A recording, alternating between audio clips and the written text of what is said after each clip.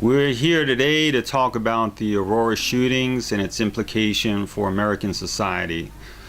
First of all, my condolences to all the families and the victims involved in this terrible tragedy. The shootings have really shaken up America. There's a lot of articles in the media, a lot of YouTube videos, people are discussing it. Many people are affected by the fact that there's a gun control treaty coming up shortly, probably next week, that Obama is predicted to be signing. What's ironic is that, and the media is picking up on this, is that gun sales have actually increased in Aurora since the shooting happened. And in fact, gun sales have been up across the U.S. For several years now. Now, a lot of the media pundits, including the Young Turks, have attributed this phenomena, the phenomena being the increase in gun sales after the Aurora shooting, due to people's fear. In other words, people fear an OK Corral atmosphere, that they need a gun to protect themselves against other criminal citizens and in the event that they're in an altercation. I don't believe this is correct. I think gun sales are going up because people are fearing the government.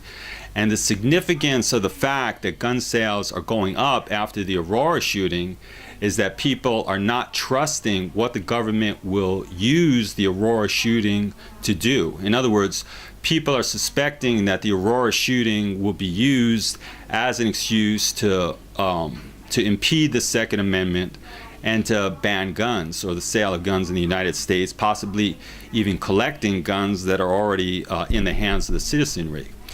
Now, why do people feel this way? For one, many people believe that the Aurora massacre was a false flag. Now, I don't really want to get into that issue as to whether it was a false flag or not. That's a whole different video. But the important thing for this video and for my analysis today is that this is how people feel, and this is the cause of arms sales going up.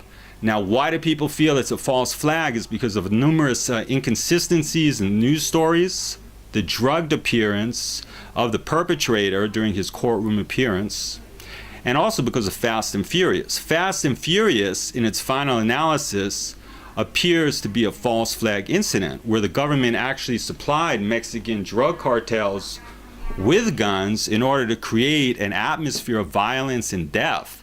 And in fact, over 200 people have been reported to have been killed as a result of guns supplied directly through United States intervention with their law enforcement officials providing the guns to the Mexican cartels. There's also a huge mistrust of the mainstream media under the current political climate. We also have an atmosphere in the United States that people feel is increasingly becoming a police state. This is evidenced with the TSA and their behavior at airports, and the TSA encroaching now into bus stations, and what people feel is a basic retraction of their civil liberties that has been progressive in the last few years. Now, the Second Amendment is a bedrock of our American system. It's part of the Constitution. The Constitution, most of us have learned, is the foundation of our legal system and our political system. The Second Amendment, the right to hold and bear arms, is an extremely important part of the U.S. Constitution. And its purpose is not so that people can have guns to protect themselves against unruly citizens and to protect their families against other citizens, although that's an element of it.